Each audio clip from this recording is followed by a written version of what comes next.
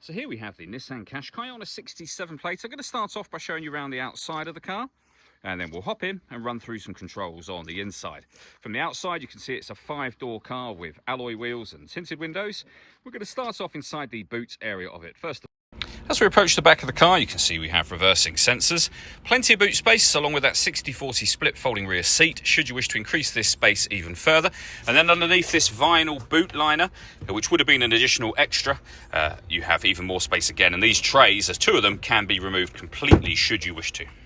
Okay, so we're just going to work our way back around to the front of the car, and then we'll hop in. And as mentioned, we'll run through some controls from there. Now that we've done a full circle of it, though, you can see it's in lovely condition the whole way around. Just briefly before we climb in, I think it's well worth seeing the interior from this exterior point of view. There's plenty to run through on the dashboard, so let's hop in and we'll do that now.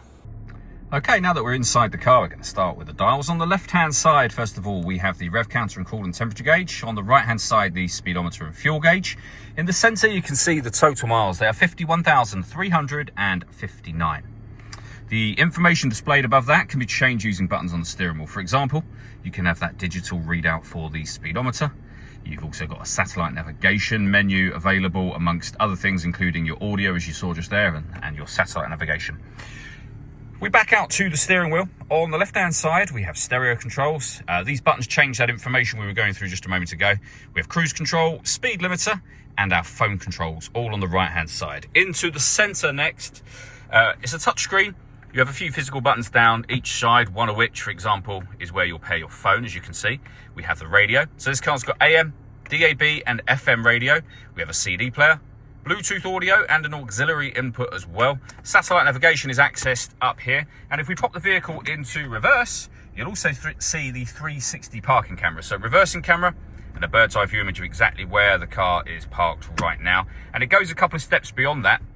So if you press the camera button, you get a front-facing camera and the bird's eye view, or a front-facing camera and the front passenger side wheel. So very easy to park with those cameras and parking sensors. Below that, we have dual zone climate control. You can adjust the passenger, or driver in this case, and passenger temperature. You can increase and decrease the fan speed. You can determine what direction you'd like the air to be distributed in. And when you're happy with those settings, that's the air conditioning off, back on again, or hit auto. The car will then maintain the temperatures that you've asked for by taking full control of the fan speed and the direction of the air for you, and you can override that whenever you wish to. We have a front heated screen and a rear heated screen, 12-volt charging socket with an electronic handbrake, the gear lever for the fully automatic gearbox, and then both driver and passenger heated seats, as well as 2 cup holders.